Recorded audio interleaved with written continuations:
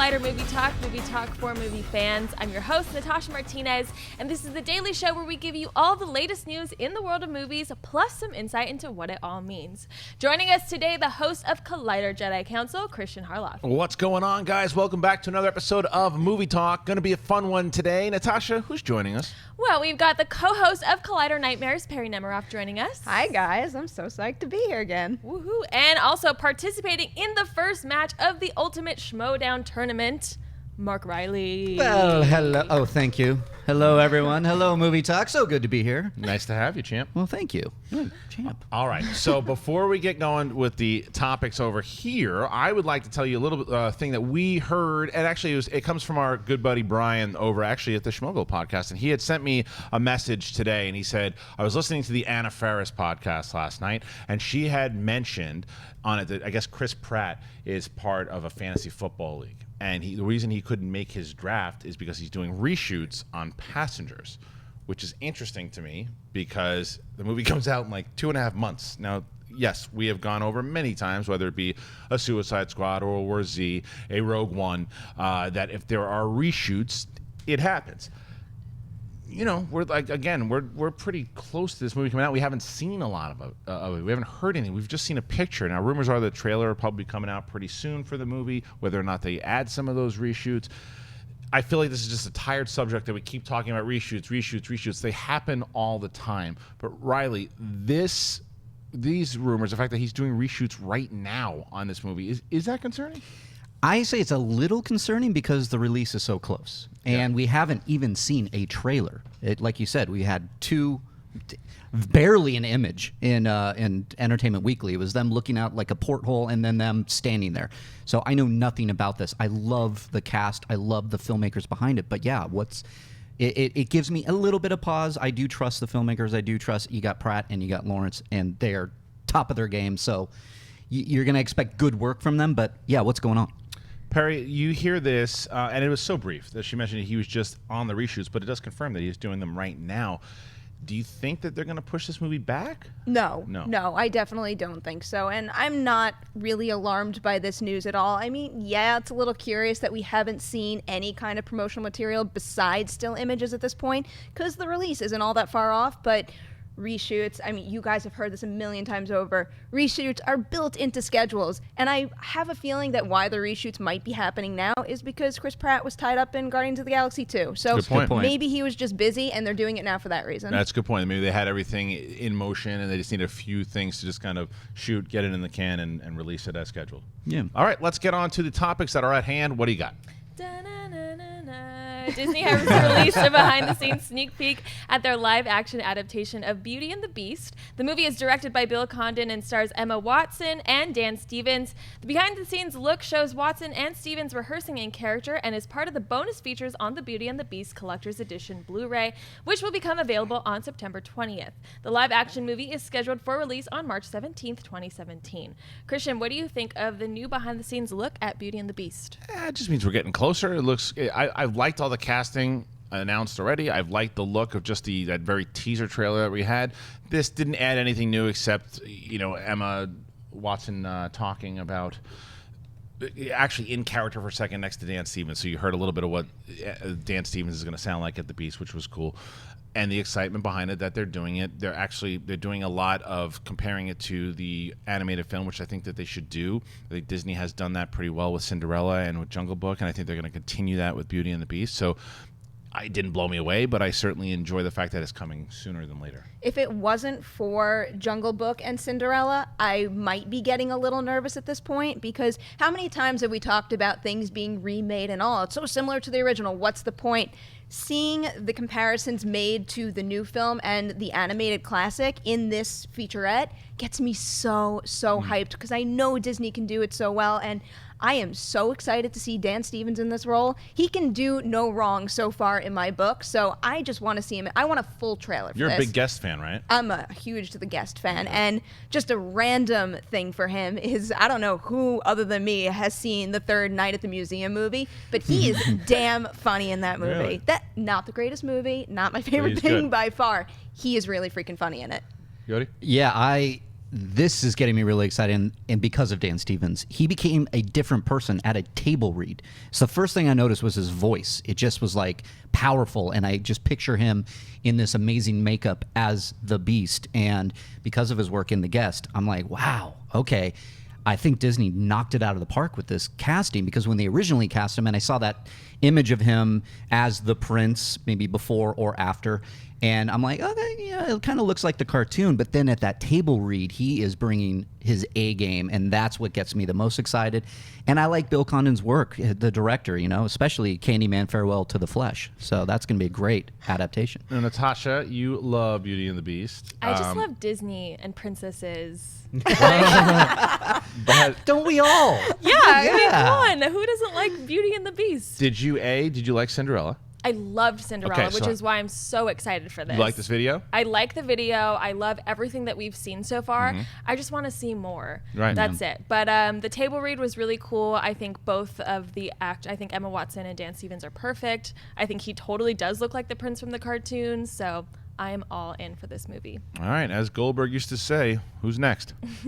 Deadpool was a massive hit for 20th Century Fox and Ryan Reynolds, but when the film was in development, it was far from a sure thing, and even though Fox greenlit the film, they still played it safe by moving forward on a much smaller budget than most superhero films. But apparently the budget was so low that there was no room to have the writers on set during production. So Reynolds took matters into his own hands, and speaking at AMC's Geeking Out via Slash Film, screenwriters Rhett Reese and Paul Wernick revealed that Reynolds paid to have them on set out of his own pocket. We were on set every day. Interestingly, Ryan wanted us there. We were on the project for 6 years. It was really a core creative team of us, Ryan and director Tim Miller. Fox, interestingly, wouldn't pay for us to be on set, so Ryan Reynolds paid out of his own money, out of his own pocket. Perry, what do you think that Fox will now pay for Reese and Wernick to be on set for Deadpool 2? Oh, I definitely think they are paying. I mean, look at how much money Deadpool made. There is no argument on their behalf to not have the writers on set, and I will argue that most movies should have their writers on set, because changes happen through production, and a movie can only get better if you have them there to make those changes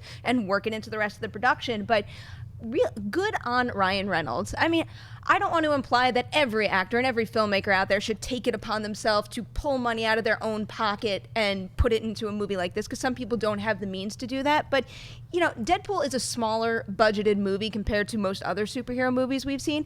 It's not like an independent itty-bitty film, though. I mean, what did the movie cost?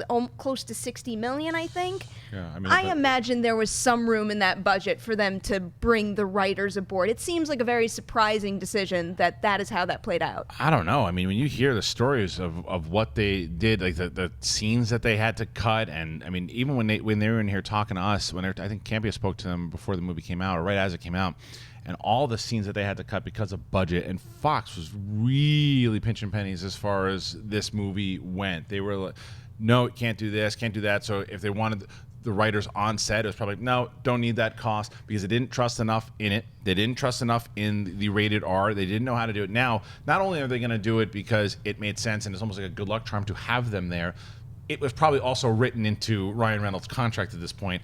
If I want them there, they are there. And they said, okay, you made us the most money we've ever made on a superhero movie, you win. So, and I think that it was the risk, and I guarantee you also, Ryan Reynolds has made that money back 10 times that amount through this movie. So it was a risk that he wanted to make, and it was a good gamble. Take me to Vegas with you. Yeah, right. And, it all goes back to Ryan Reynolds. This guy is such a good guy. Just follow him on Twitter, too. He's the funniest guy ever. But what I really noticed out of this is that he had a core unit for 6 years working on this thing. They became like family, and the four of them, Miller and the two screenwriters and Reynolds, they believed in this project when Fox didn't. So Reynolds was like, no, this is a package deal. They're coming with me. Oh, I'm going to have to pay? Great. And you see how it came out. It turned out to be one of the best superhero movies ever made. It's unfortunate that the process is usually the exact opposite when a movie is in development for such an extent like this was, where they're constantly bringing in new writers to try to fix up the script and get them closer to being comfortable with moving forward with a movie. And here you've got this core group of people that were so into it from day one and believed in exactly what they were doing, and they fought for it, and look what we got. So too bad they won't take this this route for more superhero films. Well, it seems to be the problem sometimes, though, is when the studios don't believe in it 100%. They go, all right, just take your team. Here's a budget. good luck to you. And then in the sequel, it's like, well, we think you should do this. And you should do It's like, get away. Just get away. Darn All right. studios. Yeah. What's next? Okay, back in June, we learned that Mel Gibson had been quietly working on a follow-up to his religious blockbuster, The Passion of the Christ, when his Oscar-nominated Braveheart screenwriter, Randall Wallace, revealed he was working on the follow-up titled The Resurrection. Now, Gibson has confirmed the project in an interview with evangelist Greg Laurie, saying, "We're talking about that. Of course, that is a huge undertaking, and it's not The Passion 2, it's called The Resurrection. Of course, that's a very big subject, and it needs to be looked at because we don't want to just do a simple rendering of it, read what happened. But in order to read it, experience, and explore probably deeper meanings of what it's all about, it's going to take some doing, and Randall Wallace is up to the task." Reilly, what do you think about the sequel to Passion of the Christ? I like this. I like this idea. It's very surprising that I do, but I think the Why is it story. surprising? I'm not a big fan. I don't follow all the religious themed films. However, I really enjoyed Passion of the Christ.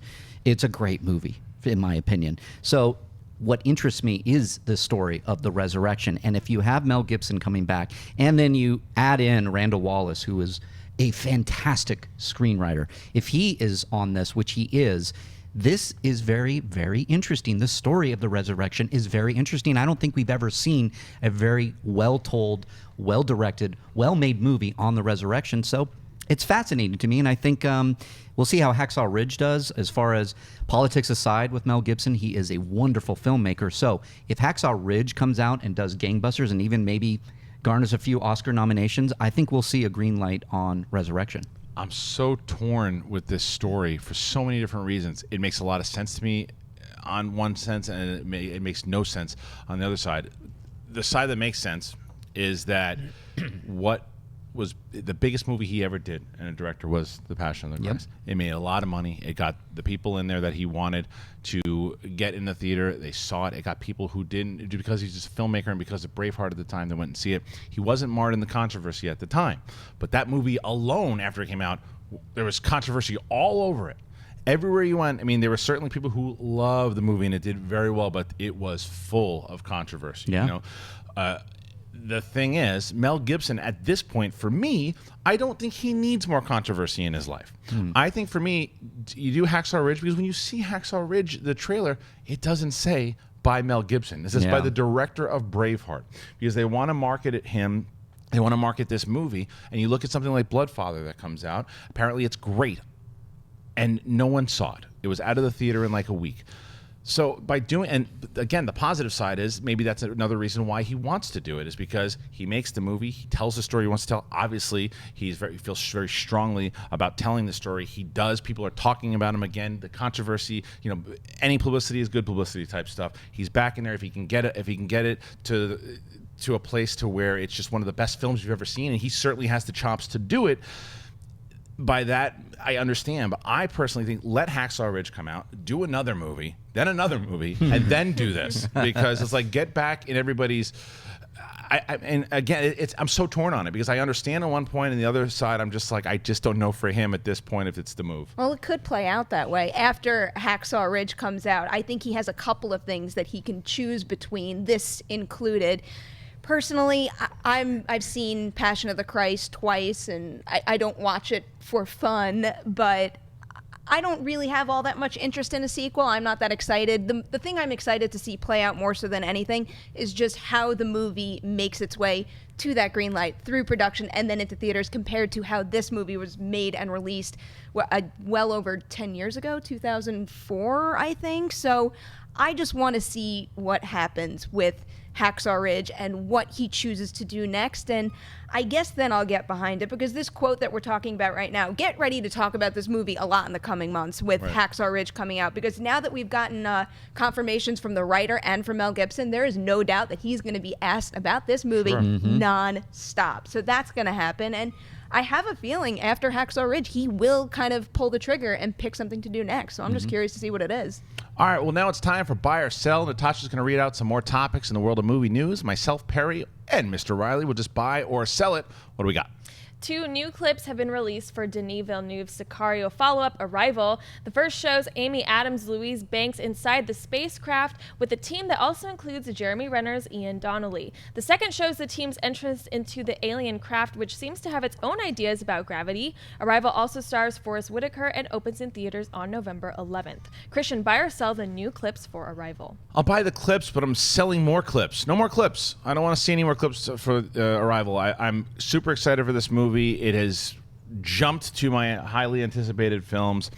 The good news is that these clips that they showed so far were very similar to the stuff that we've seen in the trailer already. So I didn't really learn anything new, but it just gets me nervous watching it because I'm like, no more. I don't want to learn anymore. Even when she puts her hand up against the whatever that is, the glass or whatever, and then something pops out. Kind of knew it was coming because you see it in the trailer, and that's fine. I don't want to learn anymore. I'm hoping that the next trailer or clips don't give away anything else. I like that it's kind of shrouded in mystery. I need it to stay that way, but I buy the clips so far. Yeah, I buy the clips as well, and I also buy not releasing any more clips. What I enjoyed the most out of these clips, like I could sense the mood, and I could sense the flow of this movie, and it just, the trailer skyrocketed this for me to the top of my most anticipated list, and now these clips just reaffirm that. So I'm just very excited to see this follow-up to Sicario and see him dip his toes in the sci-fi world as we get ready for Blade Runner 2. So very excited. Big buy. Oh, big buy for me as well. And I'm with you guys also. I'd rather them not spoil anything before we get to the actual release of the movie.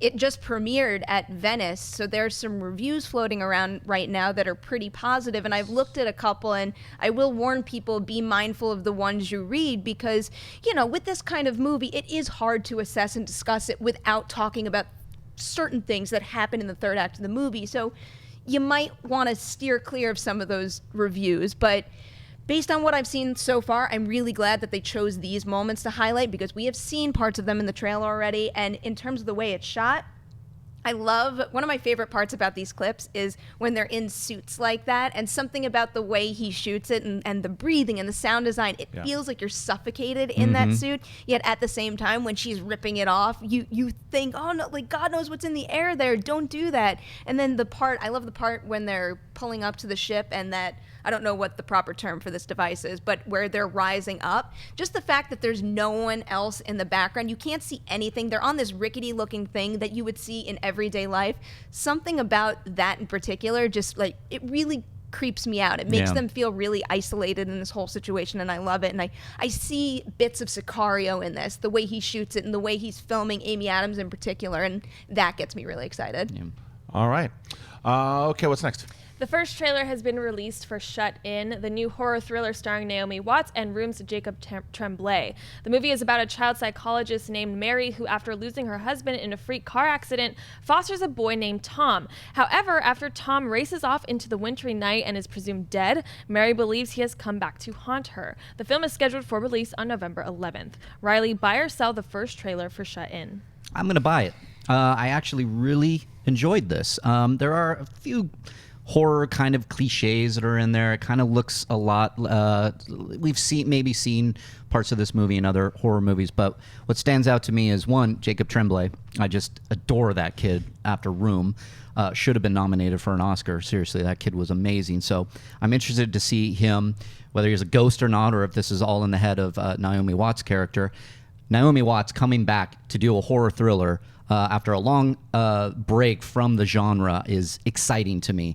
And I really like the director, too. He Blackburn is his name. He directed 2 episodes of Daredevil on Netflix. So that right there makes me go, oh, this guy has got some chops. And I'm a horror guy, so I'm excited to see this. It's a buy for me. I'll tell you why I buy it. Because there are a lot of cliches. It seems very generic, kind of by the numbers. Like I feel like I've seen the movie 1,000 times. But the reason I buy it is because, and you guys know I'm not the biggest horror fan, this summer alone has been the year of horror movies, and good ones, with whether it's Don't Breathe or Lights Out or Conjuring 2. And because those movies are making these movies, they're taking themselves a little bit more seriously. They're putting top-tier talent. They're upping the budget a little bit. I get that the horror tropes is normally make a movie for $4 million, and then you put in, some crappy actor in there, and it doesn't matter because if it makes $20 million, you've made a big profit. And I think they're going the James Wan route in here. When I look at this cast, that is a stellar cast. And by getting the kid from Stranger Things and getting Naomi Watts and getting Tremblay, this is a movie to me. I go, okay, like I said, I've seen it before, but I'm more interested now because there could be some really cool and interesting stuff in there. I could walk away from this thing going, I've seen it before, but I know at least I'm going to be engaged by the characters. We'll talk about something very similar that we're going to in one of our next stories, to where they just put in people that are just like, I don't care about this person because I don't believe anything they're saying. It looks fake. They seem fake, but I don't feel that here, so I'm going to buy it. I feel like a liar saying this because I'm going to see it anyway, but I'm actually going to sell this. This just didn't really do it for me at all, pretty much because it feels like something I've seen before, and something about it feels almost like hollow at this point. There's no real hook to make me wonder what could be going on here, because I have such a clear picture in my mind of what I think is going on here, and it might be right. I get the sense that this is one of those movies where it's like, oh, I'm interested right now, and when it comes time for it to come out, it's against so many things, there's no screening for it, and we're not going to end up seeing it. But I mean, I guess I'm excited, obviously, about Jacob Tremblay. I'll watch anything he does at this point, but this trailer didn't do it for me. The part where his little baby hand like, you know what that made me think of? The SNL sketch where Kristen Wiig has those little hands? That's really all I was thinking of. And it's actually a kind of funny thing because Natasha, when you introduced it, the way you say shut in, how it can mean different things. Right. It's like, at first I was like shut in, like someone who's a shut in, and then but like shut in, like someone who's trapped. So The rogue one. The rogue one. There you Yes. go. So I am intrigued by that. Right. Little baby hand.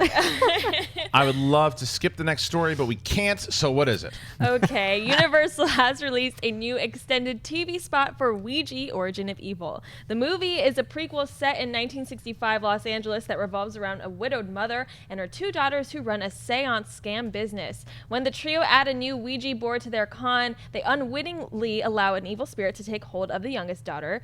Ouija, Origin of Evil is directed by Mike Flanagan and opens in theaters on October 21st. Perry, buy or sell the new TV spot for Ouija, Origin of Evil? Christian, you ready for this? I know you're going to buy ready it. For this? I know you are. I am buying it. Wow. I'm not going to go ahead and say this thing looks like the greatest thing in the world. I also didn't dislike Ouija as much as most did. Not that I thought that was a very good movie either, but I love that this looks so drastically different from that. I'm also a big fan of Mike Flanagan. I like Oculus quite a bit, and I think he works with period set material really well.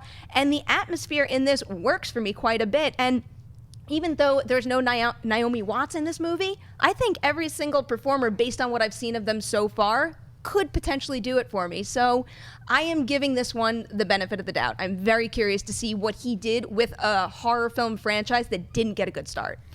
I sell it as fast as I can. I put it in the garbage. I bury it. I put warning signs all the way around it. And I say, don't go near it because you'll never get the smell off you like the bog of eternal stench. I hated the first movie. It was my #1 worst movie of the year.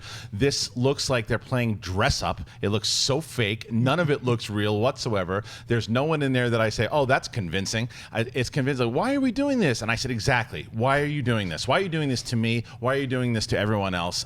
Please, no, sell. And I think for that week, I'm going to quit my job. I'll tell you why they're doing it, because I loved it. Ouija made $103 million off a $5 million budget. That's why it's done. They then give it to Mike Flanagan, who is a very talented horror director. I enjoyed Oculus. However, I am going to sell this. It didn't do anything for me. I don't know. I think they're playing up the fact that they're playing up that they're scam artists at a psychic house that you see off the side of the freeway that you can stop and pay $5 and get a psychic reading. Sure, fine. There are a couple great creepy shots. There was one in this TV spot that there's some kind of demon there, and when she looks through the glass of the Ouija thing, and I'm like, oh, that's kind of scary, but I've seen it before. I've seen these kind of stories where they're scam artists, and then The Last Exorcism, comes to mind. Scam artists, and then it turns out to be real. Oh my God, we've seen it before. It's hard for me to get behind this when the first Ouija sucked so bad. It was awful, and I can't break. Some great talent behind her. Even my boy Henry Thomas who played Elliot in E.T. He's all grown up and a priest now. See him, and it was like so like he's unrecognizable. Sure, but he's in it. Yeah, E.T. Henry Thomas is in I did this. like Harry Thomas. I'll buy it because Henry Thomas. Yeah, Henry Thomas. But yeah, it's just I've seen all this before, and I'm like, it's when a movie like Ouija does very well and it's just panned critically and everybody hates it, and then there's a sequel, it's just like they just want money. Yeah, so how much are they going to put into this in the development? Or I know Mike Flanagan co-wrote this, so maybe we're going to get something different. I hear that he was given this property and do it, man, go for it. So that gives me a little bit of hope, but it doesn't give me enough hope to buy it. Well, the folks at Blumhouse have said they are aware of the very negative like response that. to the Yes. first movie, and they're keeping that in mind when making this, so that could be a good sign that this will be drastically different. Stop making faces at me. I love your optimism. I do. It's one of the things I love about you most, but I'm going to be the pessimist and say, get it out of my eyesight, please. I want nothing to do with it. All right, but moving on to Wendy Lee, who's talking, they're looking at the chat room and understanding that everyone else doesn't want to see Ouija too. What do you say? Well, we're talking also about the Beauty and the Beast sneak peek. So while we didn't see anything new, it still got a lot of people very excited for this movie. Patrick Kelly says Dan Stevens and Emma Watson looks like they're killing it as Belle and the Beast. Dan transforms here, and Emma is simply her charming self. Matthew Borger says this movie is going to be amazing. I think it may be the best Disney live-action movie yet. And also moving on to Mel Gibson confirming Passion of the Christ sequel. The chat is selling this, simply saying it's not needed. It also doesn't look like there's a lot of love for Mel Gibson from the chat. Sayed Infandry says it'll be a literal translation of the Bible. Interesting. And Luke says, I love Mel Gibson as a director. I'm not very religious, but he did a great job with the first one, so we'll see how this goes. And finally, the big question of the hour, how tall is Kristian Harloff? Just a little over 6 feet, just about. All right. Wow. Now it's time to get to opening this week, brought to you by our friends over at AMC Theaters. Natasha Martinez, what is coming out this week? Okay, Morgan is out this week. Morgan, played by Anya Taylor-Joy, is a bioengineered child who began walking and talking after 1 month of existence, exceeding the wildest expectations of her creators. When Morgan attacks one of her handlers, a corporate troubleshooter played by Kate Mara visits the remote, top-secret facility where she's kept to assess the risks of keeping her alive. When the girl breaks free and starts running amok, the staff finds himself in a dangerous lockdown with an unpredictable and violent synthetic human. We also have The Ninth Life of Louis Drax out. An acclaimed neurologist played by Jamie Dornan taps into the unconscious mind of a 9-year-old boy played by Aidan Longworth, who has survived 9 near-death accidents. All right. Morgan is a perfect example, though, what I was just talking about before, because, and Perri and I think, once again, we'll maybe on opposite sides here. We actually did a review of this together on Schmoes, but I think that for me, what I was talking about with that trailer with Naomi Watts, this had top-tier talent, not only with the actors, but Luke Scott is a really good director. He is. He comes from a good lineage, if you will. Who? Mr. Tony Scott, his uncle, and the late Tony Scott, and obviously his dad, Ridley Scott. Oh, I've heard of him. The action in this movie, as you would expect, is incredible. The guy directs very well. The problem I had with the overall movie was a lot of the same things, like cliches, things that I've seen before. It was like a better version of Species, but a less version of Ex Machina, where Ex Machina absolutely plays sometimes with humor with Oscar Isaac and even Donald Gleason.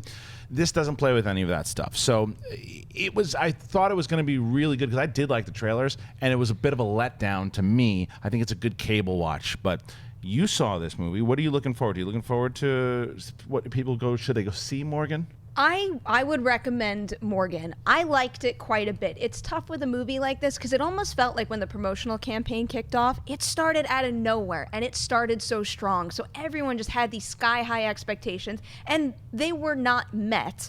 But that's not to say it wasn't a good movie. The big problem with the movie for me is that it explores the very familiar scenario we've seen with the creation of AI and then it growing out of control. And do you ruin all the work you've put in over the years? We've seen that before.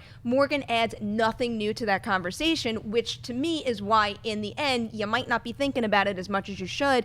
But I think the performances are great. I love Rose Leslie in the movie. I think Anya Taylor-Joy delivers another great performance in this. I wish she had more scenes, though. And I think Luke Scott is definitely an up-and-coming feature director to keep an eye on, because this movie is so well shot. When we first introduced the segment, that still of Anya Taylor-Joy and Kate Mara, that's a beautiful image, and so much of his imagery in this movie means something more. So once you experience this for the first time, I bet you anything you could go back and watch it again and find a whole bunch of other little nuggets that make it even more interesting. So this is actually something that I would probably see again, but it wasn't really the movie that I was hoping it would be. All right, Reilly, talk to me about the ninth life of Louis Drax here. Jamie Dornan, can he come back from that other thing that no one wants to watch ever again? Well, what did he do that nobody wanted to watch? The sex movie. What's the sex movie? I thought Shades that was of a Grey. joke. 50 I Shades. thought you were making a joke. 50 Shades of Bad. That guy. Of not Yeah, sexy sure, sex. Sure.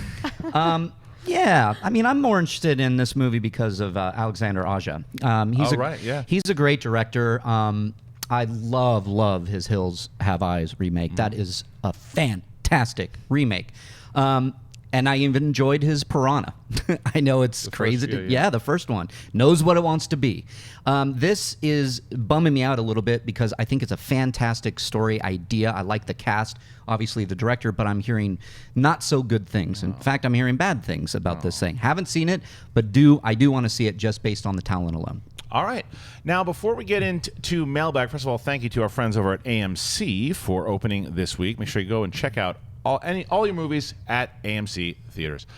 All right, before we move on to mailbag, wanted to talk to you guys. I get a lot of comments here about how do you submit your brackets for the Ultimate Schmodown starting on Friday. Well, you just go to skdown2016@gmail.com and submit those brackets. You have until noon tomorrow. You can only submit once. Make sure that you put your name and you put your address. We're getting so many comments right now.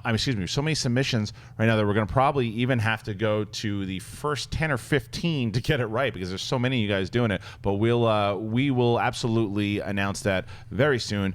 And you start off with the first match going down tomorrow. It is Elliot Dewberry from Machinima ETC going up against the former champion sitting at 5-1 with 3 knockouts, Mark Yodi Reilly. Mark, it's your first time back in the arena since you played against Dan Murrell. Yeah. How you feeling? What's going on? I am so excited to get back into the ring. Oh, yeah, because, look, Dan Murrell is a beast, okay? He's a beast, but he's beatable. And I want that chance to go back up against him, and I want that belt back. So I got to go through Dewberry to start. I don't know how it's going to shake up after that, but I'm really, really excited to get back in the ring. It's such a fun atmosphere. It's always fun to compete. So, and Dewberry, a lot of thank you everybody who is tagging me on Twitter and saying I'm going to knock him out and I'm going to take the belt, one step at a time. And thank you for that. But Elliot Dewberry, I went back and watched not only his team match where he took out profiles, but his match against Matt Nose. This guy is good. Yeah. He is really, really good. This is not going to be easy. Everybody's like, how much did he pay to get in the tournament? Blah, blah, blah. I'm like, what are you talking about? He really is good. He's he underrated. is so good. Yeah. And so I'm nervous to take on this guy. I'll tell you what, if he wins, he's going to bust a lot of brackets already because you are the overwhelming person, not only to win this match, the tournament. You're right. It's you, Clark Wolf, and Roca right now are the 3 top. So, again, starts tomorrow, the Ultimate Schmodown competition. Make sure you check it out. 2 p.m. is when the match goes up. Get your brackets in by 12 p.m. PST. All right, it's mailbag time. You guys have been submitting some stuff over to collidervideo@gmail.com. We've been going through them, and we got a good one today. Natasha, what'd they say? Aaron writes, "Hi Collider crew, what is one of your all-time favorite film sequences, action or otherwise? One of my all-time favorites is the T-Rex chase sequence in Jurassic Park. Everything about it, from the dialogue to the camera work to the level of suspense it creates, makes it one of the most memorable sequences in cinematic history, in my personal opinion. Shout out to everyone in the studio, in front of the camera, and behind the scenes as well. Keep up the hard work, Collider crew." I mean, I feel like if we've ever had a similar conversation like this, it's hard not to pick, 2 battle scenes for me. movie. One, we were just talking about Mel Gibson and the Battle of Stirling in Braveheart. Great but one. another battle scene is Saving Private Ryan. That was the most realistic war scene I had ever seen and still have ever seen from just the accounts of people that at the time that saw the movie, talked about it, and things that you've heard or seen. And it was just emotional. You felt you were breathing with these people as they were running on the beach and the bullets are zipping by, and it was the way that Spielberg presented that sequence. To this day, it's one of the most powerful scenes I still have ever seen in a war film. So those are the two that I'll take. How about yourself? I'm going with another Spielberg movie, and that's Raiders of the Lost Ark, when Indy is going after the Ark to get it back from the Nazis. One of the most fantastically choreographed, shot, acted, stunts, music, everything. It is one of the most fantastic sequences in film history. I adore this scene. It was on maybe 3 months ago, and that scene in particular came on, and I just sat down and watched it until he got through and got that arc back. And I was like, this is so great. It's so fun. I mean, he's in the car, he's dragging behind on the whip. The music is just at Williams at top of his game with this. So that's my choice. Perry? To not pick the same scene referenced in Jurassic Park. That one's great. The T-Rex breaking out of its paddock I also love. But one of my favorite scenes in Jurassic Park is the Velociraptor scene in the kitchen. That's another scene great. so incredibly well shot. The geography is so important to the suspense of that scene, and he just nails it. I love every element of that. And just to not go with the predictable thing, because obviously I was going to say Jurassic Park, the opening of Inglourious Basterds. Oh, yeah. Oh, That it's is great. Yep. really, hands down, one of the best, most suspenseful, dialogue-driven sequences I have ever seen in my life. When Christoph Waltz goes, I love rumors. Like, just like this certain intonation of certain lines and the way it hits with their body language, and how, if you notice, like, the camera changes, like it shoots them going into the house and then it'll show you the window, and then when he moves to the door, the music kicks in at just the right time and it builds perfectly, and then she runs out into the, oh my God, I love it. It's good one. like a Great one. 20-minute sequence, and I could just watch that one bit of the movie over and over again. Okay, well, now it's time for some live Twitter questions. Natasha's been going through them. We're going to answer a few. Natasha, what are they saying? Okay, Hamza asks, what's a movie that you feel has gone under the radar this year? This year, I mean, I have to say The Nice Guys. Yeah. Again, I think The Nice Guys is the one that I'm a broken record at this point. Everyone was talking about it. We need original movies, and then nobody saw it. It's a great movie. It is a really good movie with the chemistry between, you have Ryan Gosling, Russell Crowe. I think Hell or High Water is another one that, I know a lot of people are talking about it who have seen it, but I mean, even today, Mark and Ellis and I were on we were on radio this morning, and we were talking to how much we loved it. Like, what is that movie? I haven't heard about that movie. That's a movie everyone should know about, because that and Sing Street are the two best movies of the year, in my opinion. So those are the movies, to me, I think are still flying under the radar as far as the mainstream audience goes. Perry? To not go mainstream, I'm going to suggest something probably for the Nightmares crowd. It's a movie called Nina Forever. It came out limited back in February. Such a good, unique horror comedy. It's from the Blaine brothers. They're two brothers. I believe it's their first feature, and it's about a guy whose girlfriend dies in a car accident, and then he tries to start up a relationship with a new girl, and his dead girlfriend kind of comes up through the bed sheets every time they have sex. It sounds really weird and out there, but I swear it's like creepy, it's dramatic, it's fun, so well done. If you want to go look for one on VOD, go check out Nina Forever. I'm going to say The Nice Guys as well. That was such a fantastic movie that everybody always says there's no original stories in Hollywood anymore, and Nice Guys came and went, and it was original. Shane Black, top of his game as always. The guy hasn't stopped being the top of his game, in my opinion, and it's just a fantastic performance around the bend with Gosling, and Russell Crowe is fantastic in it. And then I'm also going to mention Green Room. Green Room. I missed it in theaters, and that's my bad, because I then saw this movie at home and could not. I mean, I know genre fans are talking about it, but the wide audience, it didn't. I know it went wide, but man, you got to see this movie. If you are squeamish, then maybe not for you. But man, this thing tense. Yeah. The performances are amazing, and Patrick Stewart, come on, he's still my favorite of the year. Still, the ending is phenomenal. It gives you everything you want. It's real. It is a ridiculously good movie. I haven't. I still haven't watched it. Oh my I God, you know, have I know, to I see know. this I'm Why gonna- did you give me your Blu-ray? I have 3 of them. Oh, I'm gonna okay. watch- Can I have one? No. I want to look Good, at you all. gave me the can Why digital do you have code. 3? They sent it to me, and I need to watch it. But Kubo and Two Strings is another one. I just saw it recently.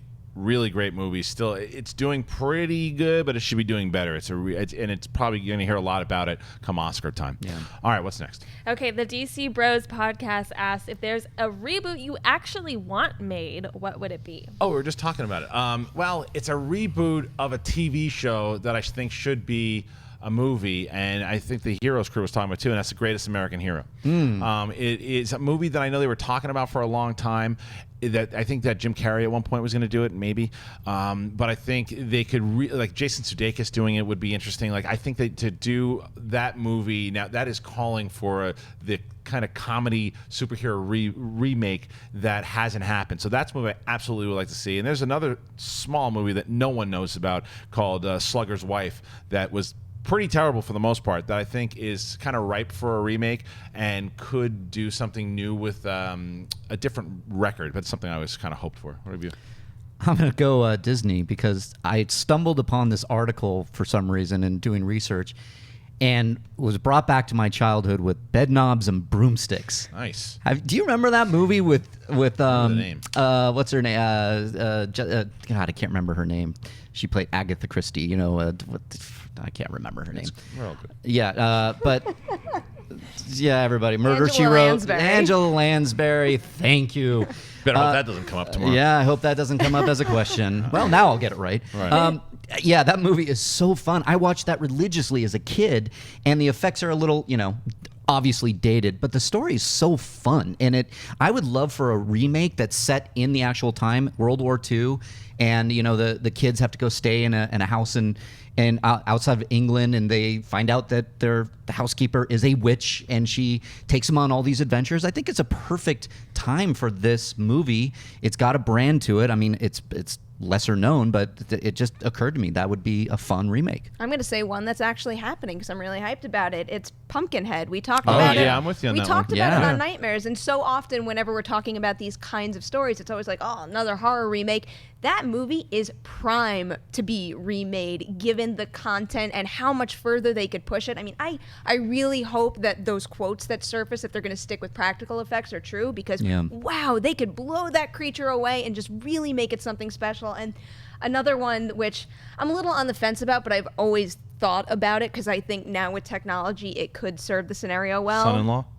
Sure. Oh yeah, that one. Good one. The Birds. I mean, I'll always watch the original The Birds over and over and over again and never stop. But there's no doubt in my mind that could be a million times more horrifying given what we're capable of doing nowadays. As long as they take it away from Platinum Dooms, Michael Bay's production company. 'cause Is that where it is right It's now? in development there. It's been threatening to come out. But Speaking of that, and someone I saw mention this too, and I was thinking the same thing. Of another movie about Pearl Harbor without a love story, without the love triangle. I'd like to see the actual Pearl Harbor story that they pitched in the trailers. Right. When the trailers come out, I think I always kind of wished like a Spielberg version, like a Saving Private Ryan, Pearl Harbor. Pearl Yeah. Harbor. I would think want that. And it's just, I think it's so marred by that silly Josh Hartnett movie now that all right. Anyway, let's do 2 more. Okay, Sebastian Fila asks, with the mixed bad reception of both Lex Luthor and the Joker, do you think recasting is an option right now? No, none at all. I think that you've got, because I think that it second guesses the people that are in charge, whether or not you believe what they're doing or not. You can't do that to them. I don't like that. I actually really do like the casting of the Joker. I think that Joker will work. Mm-hmm. I am not on the side of Jesse Eisenberg as Lex Luthor. I think that missed completely. But you can't take it away from those people that cast him, and you can't take it away from the actors. You got to give them another shot. If there's things that they want to try to improve on, and they do that, and they have new visions, and they listen, because it certainly seems like Zack Snyder was listening to a lot of the criticisms, even from the tone that they're going to in Justice League. So maybe the next time they put Jesse Eisenberg in there, you'll get a little bit more of a mature and less, social network Lex Luthor than you will going forward. But you can't take it away from him. What do you Yeah, think? that is absolutely never going to happen, nor should it. It's also worth keeping in mind that whether you liked their portrayal of those characters or not, it wasn't all 110% on them. And I have a feeling most of people's complaints could be attributed to the way they were presented in the script, the way a certain something was shot. So even though an actor's performance is an actor's performance to an extent, there's a lot of hands in that. So it might not just be on them. So recasting, like, what would that even solve anyway? Yeah, it's full speed ahead with DC right now. We got Justice League coming. We got Wonder Woman coming. We are in the thick of this DC shared universe, and they can't recast. The only thing, and I don't know if it's a rumor, or maybe you guys know, to hit me up on Twitter if you know, is that if Lex Luthor Sr. is cast and becomes the Lex Luthor that everybody wanted. Because I think Jesse Eisenberg, isn't he the son? I'm not sure. That's a little muddled for me. So you guys out there will know better. That's the only way I can see them like kind of riding the ship just with the Lex Luthor character. As far as Jared Leto's Joker, I really liked his Joker. He just had a lot of scenes on the cutting room floor. I think I want to see more from him. So. All right, last one.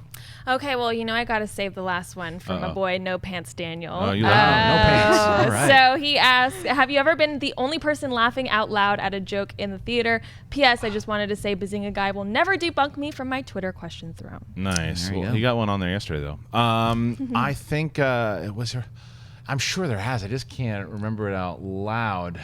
Oh, I have a good one. What do you got? Oh man, I heard so many wonderful things about Kiss Kiss Bang Bang.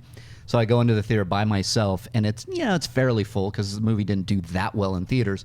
And man, nobody was laughing. I don't know if the humor was it was a Sunday matinee. Yeah. I don't know if this was like, hey, after maybe Sunday brunch, we're gonna go check out this movie. And man, I started laughing, and I'm like, what? What's going on? Why aren't people laughing at this? Even some couple, they looked at me. They're like, how dare you enjoy yourself in this theater? So that was a good one. It happens often to me because it's tough to get me to laugh out loud in a movie, but when you do get me to laugh out loud, and Collider News, when you get me to laugh out loud, what I do is You don't stop. I'll like replay the thing in my head. I'll just like mess with myself for no reason at all. And then 2 minutes later, after it's dead silent, I'll just be laughing because I'll be thinking about it. And no one knows what I'm laughing at. You're but always the reason that I got to start it's over all my again. fault. But one of those movies where that happened was Pitch Perfect, with the girl that whispers. Oh my gosh, she's the best. That was one of those things. I was giggling when it happened, and then a couple minutes later, it'd be like, I did this and this. And I'd think about it and then start laughing when nobody else was. Well, I definitely found myself, I don't know if anybody else was, 'cause I wasn't paying attention. I had tears in my eyes when I went and saw Under Siege 2 in the theater. I was really young at the time, but it is the dopiest non-comedy that there's some moments in that movie. God, I got to watch that tonight. All right, that's it. That's our show for today. I'd like to thank everybody who helped make the show, starting with Miss Wendy Lee. Wendy, where can they find you? You can find me on Twitter, Instagram, and Snapchat at Wendy Lee Zaney.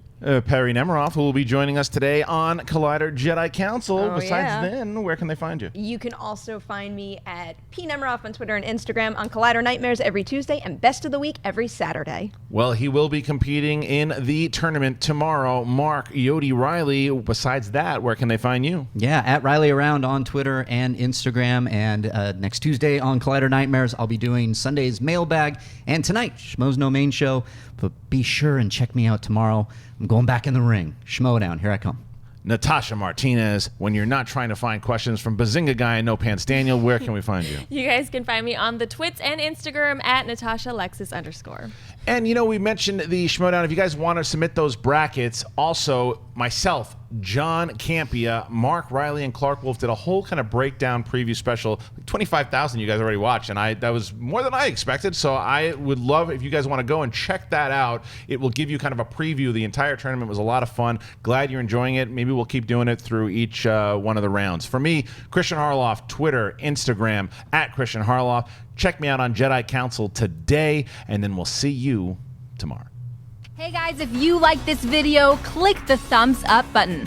Also, make sure you subscribe to our YouTube channel. It'll help you stay up to date with everything we've got going on here at Collider.